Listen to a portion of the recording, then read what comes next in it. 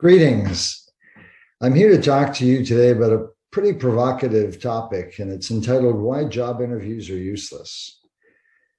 If you don't believe me, just Google the topic and you'll get all sorts of resources that are out there from reputable organizations, Yale, Bloomberg, and others that talk about the cognitive biases that get in the way.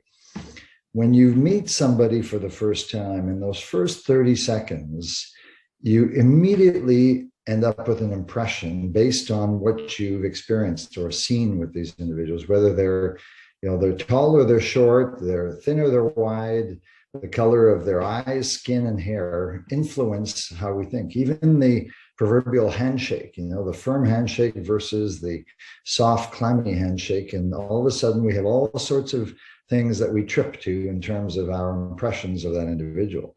The problem is that in no way, shape, or form can it give us any sense whatsoever as to how these people can actually perform when it comes to the work that they actually do and what makes them unique and what are some of their superpowers that could be leveraged if they were to join your organization.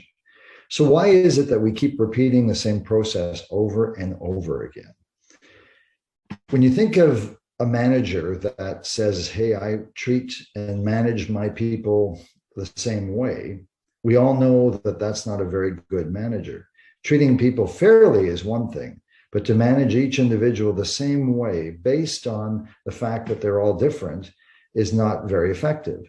So the best managers always adapt to the different individuals when it comes to their ability to extract the most out of them and bring their greatest contribution to the table. So why is it those that often think that they are great at interviews turn around and use the very same set of questions in the same process when they're talking to a potential candidate about joining their organization, and yet they're all different? So a perfect example of why things have to be done differently if you want to get a different result.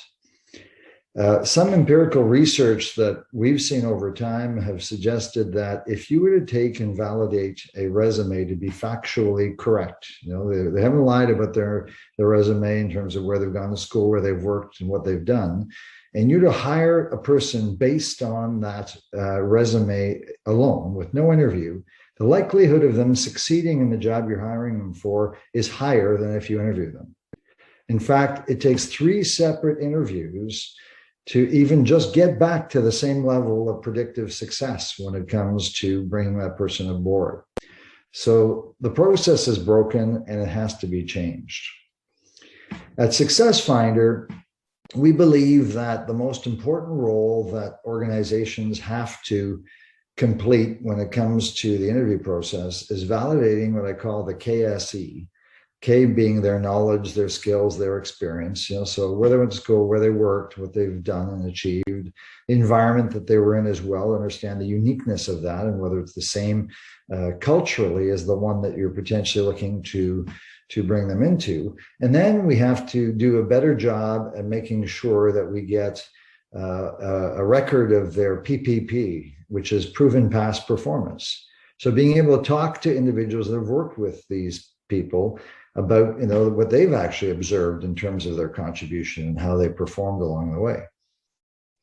So these are very important steps to take, and they're actually quite easy to do. The problem, though, in a war for talent type environment, when people may be looking at multiple offers, once we like the person, the mini-me syndrome shows up because they talk like me, they think like me, have interests in common. We really like the person out of that interview because we've affirmed those initial impressions as opposed to infirmed them along the way. We end up wanting to bring the person aboard very quickly. So sometimes these references are, passed over quickly, or we may talk to somebody they've referred to that are their best friends that suggest that they walk on water, as opposed to specific individuals you need to talk to, whether it be their former supervisor, whether it be colleagues on their team, whether it be peers in the organization, and the people you choose to talk to, as opposed to the ones that they simply identify as likely to tell you what you want to hear, or at least what they want you to hear. So that's really what's important. But there is a proverbial black box, not unlike the black box that you have in aircraft. The problem with the black box in aircraft is if it has to be used, or recovered, it's typically after the crash, after the airplane's gone down and there's nobody can give you or tell you the records of what happened. So a little bit like a person joining the organization and then not working out and then trying to go back to say, well, what went wrong, But there is a way to uncover and untap the person's potential and their predictive fit for the organization with this black box before they join the organization.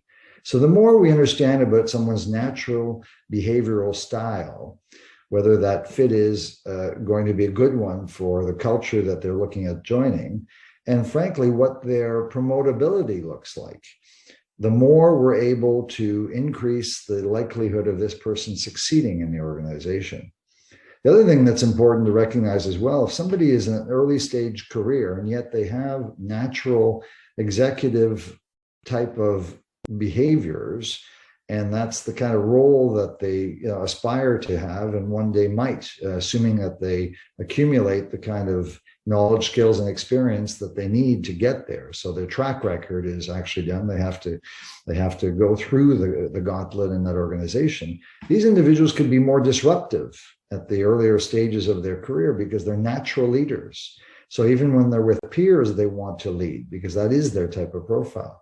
Well, the more you understand that about someone's potential at the beginning, the more you're able to understand why certain things show up that way.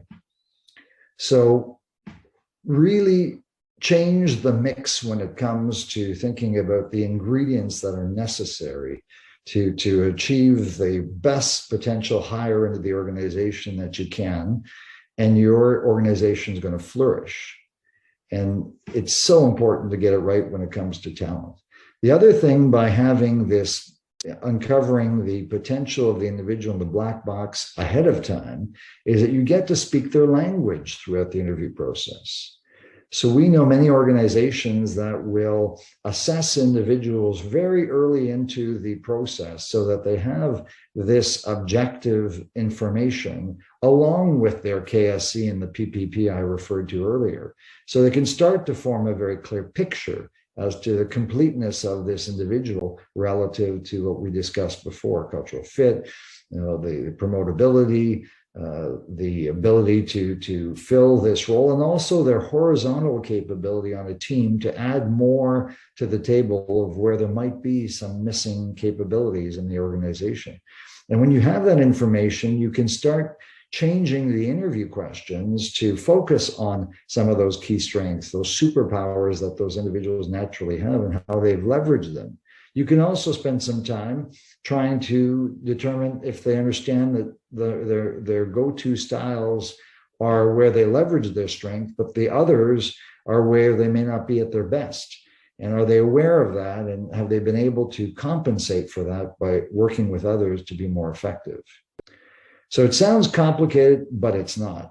You just need to be able to have more information and more objective and reliable data at the start of the process early on to make the best hiring decision possible. That's what we do all day long. Thanks for listening.